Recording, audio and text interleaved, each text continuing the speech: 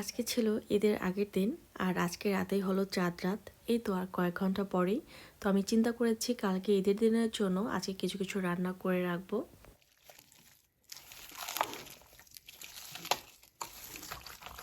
প্রথমেই বিফটা বসিয়ে দিচ্ছি, কারণ এটা হতে তো আসলে অনেকক্ষণ সময় লাগবে। এই তো বিফটা মাখানো হয়ে গেছে।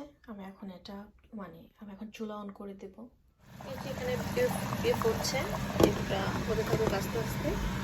বিফটা বসিয়ে দিয়ে আমি এখন চিকেন রোস্টের প্রিপারেশন নেওয়া শুরু করেছি। সব মশলা মাখিয়ে নিয়ে চিকেনটা ভেজে একবারে মশলা কষিয়ে আমি বসিয়ে দেব। আসলে আমি চিকেন লেগ পিসটা বড় হলে প্রেফার করি কেটে ছোট করে রান্না করতে, তাহলে মশলাটা প্রপার ভেতরে যায়। যদি যার প্রয়োজন হবে সে 2 পিস খাবে, 3 পিস খাবে, তার যত পিস প্রয়োজন সে তত পিস খাবে। বাট ছোটো করে রান্না করলে বেশি মজা লাগে। আমরা যে চিকেন কারি রান্না করি বাসায়, সেই কারি সাইজ দিয়েও কিন্তু এই রোস্টটা রান্না করা যায়, খেতে খুবই ভালো লাগে। আর আমি চিন্তা করেছি আজকে চিকেন রোস্ট, বিফ আর ডেজার্টটা বানিয়ে নেব কালকের জন্য।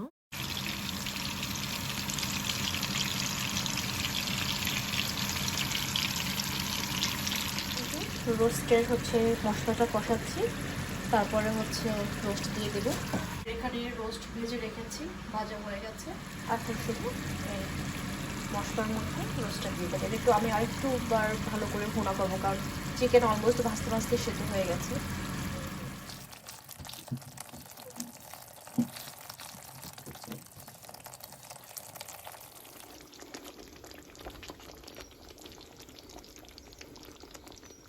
থাই পিসগুলো দিয়েছি, এখন এর উপর থেকে লেগ পিসগুলো দিয়ে দেবো। আসলে এবারের ঈদ নিয়ে আমাদের প্ল্যান অন্যরকম ছিল, কিন্তু শেষ মুহূর্তে এসে আমাদের প্ল্যানটা চেঞ্জ করতেও হয়েছে। তো এই কারণে আমি ঈদের মেনু এবার একদম সিম্পল রেখেছি। আর আমি অলরেডি কাবাব বানিয়ে ফ্রিজে রেখে দিয়েছি, তো এই কারণে আমার কাজটা অনেক সহজ হয়ে গিয়েছে। আর আজকের রান্না দুটো করলে কালকের জন্য আরও বেশি সহজ হয়ে যাবে ইনশাল্লাহ।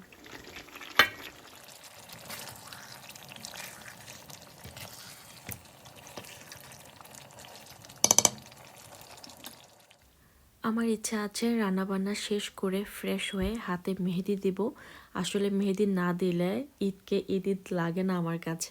এদিকে আমি রোস্টের মধ্যে মিল্ক দিয়ে দিয়েছি, তারপরে টক দই একটু সুগার মিক্সড করে দিয়েছি, আর বেশি করে লাল আর কাঁচা মরিচ দিয়েছি যেন দেখতে সুন্দর লাগে।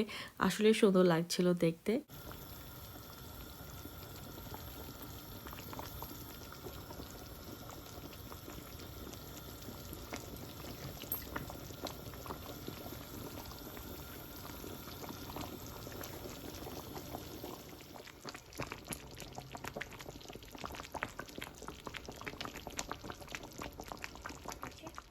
রোস্ট রান্না করেছি, একটু ঝোল ঝোল রেখেছি, কারণ কালকে আবার গরম দেব, তখন একবারে মানে যেটা আমি চাচ্ছি ওরকম হয়ে যাবে।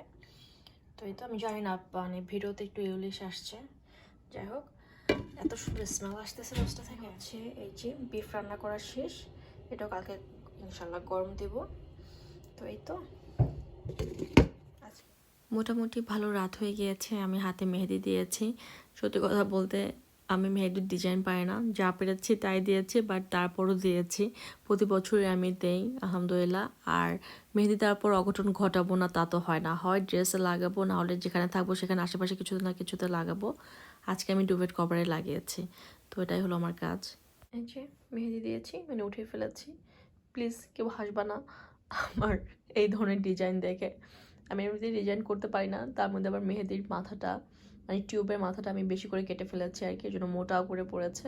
কি আর করা, তারপর তো অ্যাটলিস্ট দিয়েছি, এটাই হচ্ছে কথা। এই তো সবাই আমাদের জন্য দোয়া করবেন। আল্লাহ হাফেজ।